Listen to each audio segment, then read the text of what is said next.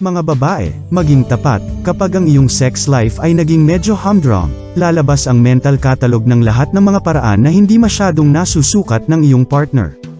Ang mga lalaki ay may posibilidad na makakuha ng isang masamang rap pagdating sa pag-unawa sa mga katawan ng kababaihan at kung ano ang nagpapasigla sa atin, na ginagawa silang madaling mga target sa laro ng sisihin kapag nagsimulang hamina ang sexual na kasiyahan.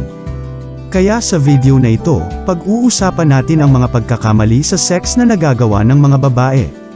Number 1. Not initiating sex. Marami sa atin ang nag-aalala tungkol sa pag-uugali ng babae.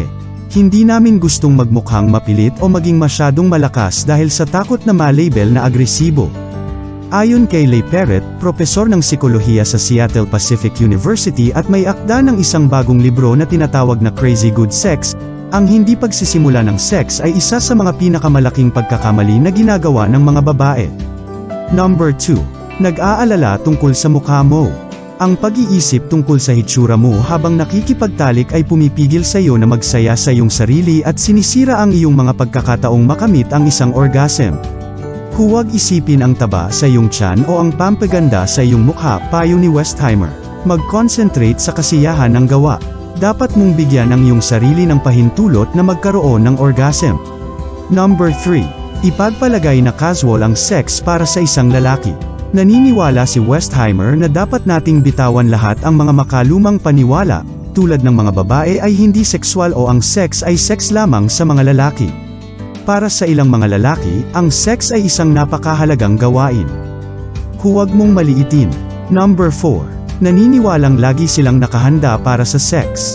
Oo naman, karamihan sa mga teenager na lalaki ay handa at handa sa halos anumang oras na hilingin mo, ngunit hindi totoo para sa mga lalaki. Ang mga panggigipit ng pang-araw-araw na buhay pamilya, trabaho, mga bayarin ay nakakapagpapahina sa libido ng isang lalaki. At number 5, nagagalit kapag nagmumungkahi sila ng bago. Pagkatapos ng ilang sandali na magkasama ang isang mag-asawa, natural na nais na pagandahin ang mga bagay sa isang maliit na pagkakaiba-iba. Dahil lang sa gusto ng iyong lalaki na sumubok ng bago ay hindi nangangahulugang hindi sila masaya sa iyo o sa iyong sex life. Sa madaling salita, huwag itong personal.